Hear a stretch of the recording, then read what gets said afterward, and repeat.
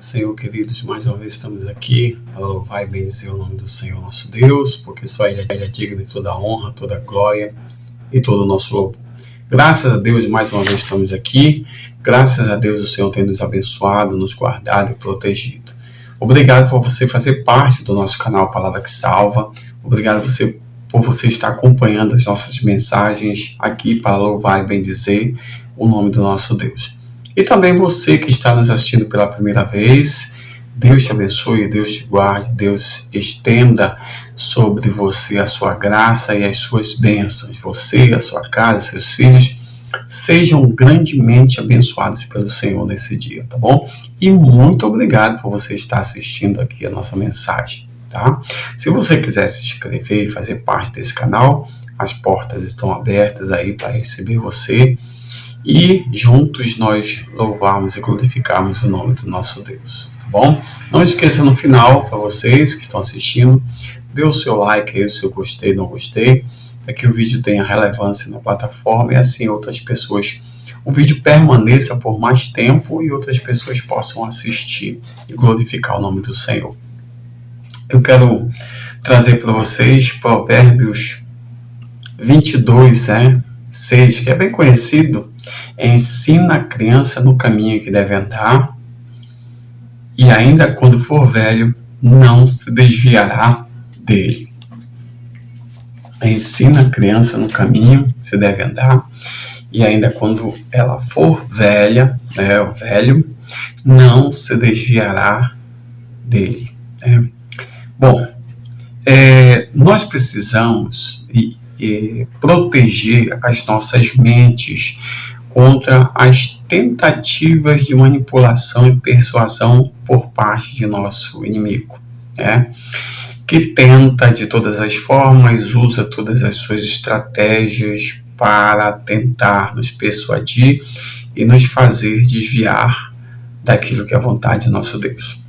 E é interessante que uma das estratégias é contra as crianças, a mente delas sendo condicionadas para comportamentos, atitudes, reações que não agrada a nosso Deus. Então a gente tem que estar com uma proteção bem plantada, firmada, aonde a gente possa lutar contra os argumentos, as ofensivas do diabo, as estratégias que ele tenta fazer para nós. Então, como é que a gente pode trabalhar protegendo nossas crianças e a mente dessas crianças, Bom, a gente pode falar um pouco sobre a teoria da inoculação, E o que é essa teoria da inoculação? Ela se parece muito com a imunização, Imunização, você pega um agente, que chama de agente atenuado, e injeta no corpo da pessoa. Esse agente, ele não tem um poder, ele não é nocivo, ele não vai transmitir nada, ele está inofensivo ali para qualquer tipo de doença, alguma situação desse tipo, qualquer patologia, e ele é injetado no corpo justamente para que o corpo possa criar um mecanismo de defesa, criar uma proteção, combater esse agente e derrotá-lo. E também pode se colocar na inoculação, pode se colocar na imunização, pode se colocar pedaços desse agente atenuante, e o corpo vai aprender a lutar. Qual é o objetivo disso? O objetivo é que quando realmente o corpo for atacado por um agente que seja uma possibilidade de uma doença, o corpo já está fortalecido e já sabe como combater esse inimigo. E assim a gente pode olhar para, quando fala da questão dos nossos filhos, da mente de nossos filhos, da proteção dessa mente, a gente pode fazer essa questão desse desenvolvimento, desse desenvolvimento da mente, da consciência, do aprendizado desse sujeito, dessa criança para que ela possa, a gente pode utilizar esse princípio da inoculação, né, para trabalhar nossas crianças. Então, como é que a gente poderia fazer uma contextualização disso para esse lado mais espiritual, né?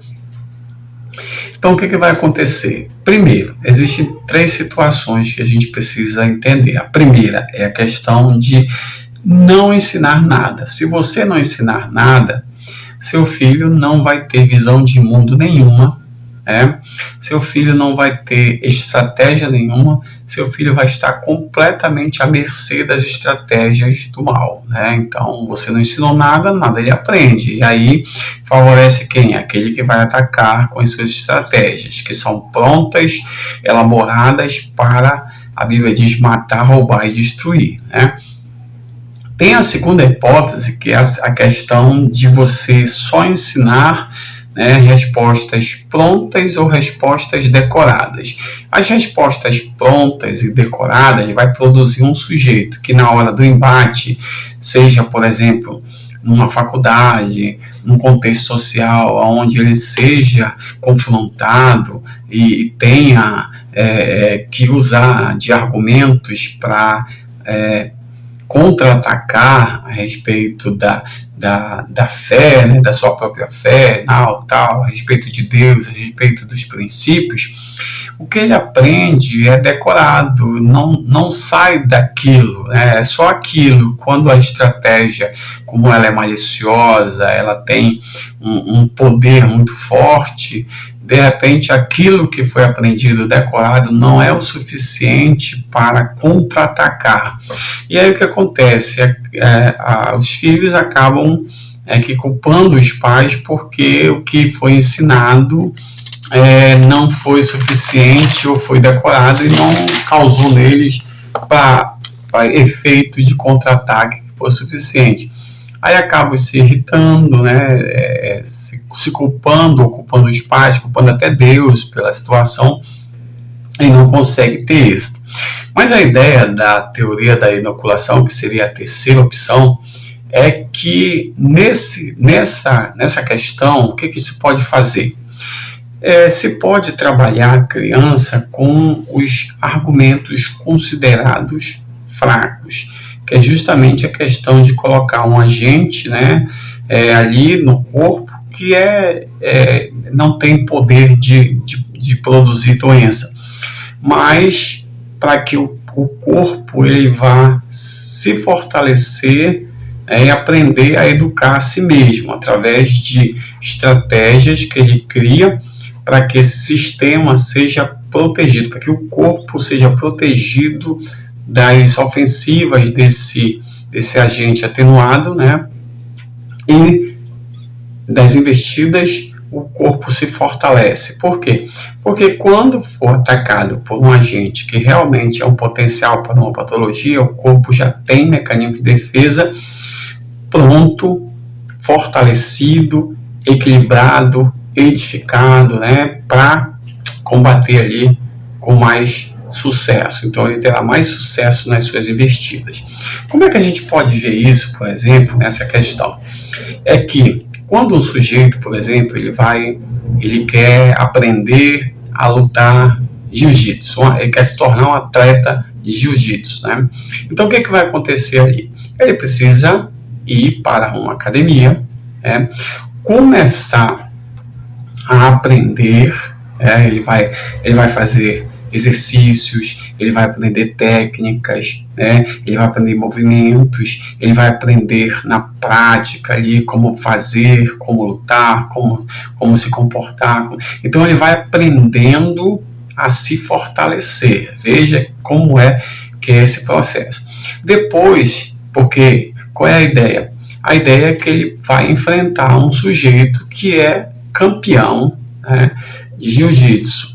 Então ele tem que se preparar para isso. Se ele for enfrentar de primeira vez, é bem provável que ele vai levar uma surra, né? Vai levar o que a gente chama de um mata-leão, vai acabar perdendo e perdendo feio. Por quê? Porque ele não tem técnica, não sabe como utilizar, o corpo dele não está preparado para isso, né? Ele pode até sofrer algumas lesões, né? Ter alguns problemas sérios, né? Porque não está preparado. Mas se ele for para academia, se ele fizer os exercícios regulares, se ele treinar, se ele aprender as técnicas, ele vai se fortalecendo, né? Veja a teoria da inoculação aí. O corpo se preparando para combater aquele grande agente que aí é potencial de doença. Então, o sujeito, quando ele está treinando, ele está se preparando porque ele vai enfrentar um atleta de alto nível, de alto potencial, e ele precisa se preparar. E aí ele vai participar dos campeonatos da região, né, do bairro, da região, começar a fazer as lutas mais simples, né, até ir aprimorando a sua técnica, até ele chegar, se preparar para aquele dia e enfrentar aquele grande opositor. Então, quando ele chegar naquele momento, ele já conhece todas as técnicas, ele já tem domínio, ele já conhece o corpo, o corpo dele já está preparado para aquela luta, então é bem provável que ele tenha êxito na sua luta, porque ele se preparou. Então, todo esse processo é o preparo que você tem que ter. Por quê?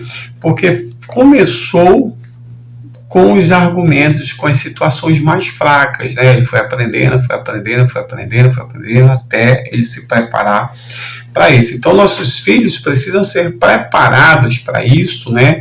Aos poucos vai acrescentando, aos poucos vai fazendo ele experimentar, ao pouco ele vai ensinando, ao pouco ele vai praticando. Por quê? Porque mesmo quando ele for velho, toda aquela técnica, todo aquele treino que ele fez durante toda a sua vida de conhecimento, de aprendizado a respeito da palavra, a respeito de Deus, seus conceitos, como Deus age na vida dele, o poder de Deus na vida dele, a ação do Espírito Santo, tudo que Deus faz, tal, ele aprende seus princípios, ele tem mais base sólida para lutar. E aí onde ele for, né, seja na escola, seja na faculdade, seja no meio social, o que vai acontecer? O inimigo vem com estratégias. Como ele já tem toda uma construção, é mais difícil que aquela estratégia tenha sucesso, porque ali ele conseguiu combater um bom combate, como diz, né, Paulo. Eu combati um bom combate, né? Acabei a carreira e guardei a fé, mas eu combati um bom combate. Então esse sujeito ele vai estar mais preparado para combater um bom combate e ser, né, o que a Bíblia diz, né? No Senhor nós somos mais do que vencedores, mas a gente precisa ensinar em estágios, em fases, para que a gente vá se fortalecendo aos poucos e aprenda a combater, aprenda a lutar e aprenda as estratégias para que lá na frente, em todas as investidas e todas as lutas que supostamente serão travadas, nós, como diz a palavra de Deus, somos mais do que vencedores. Que Deus te abençoe nesse dia, que Deus te guarde, que Deus te proteja em nome de Jesus. Amém.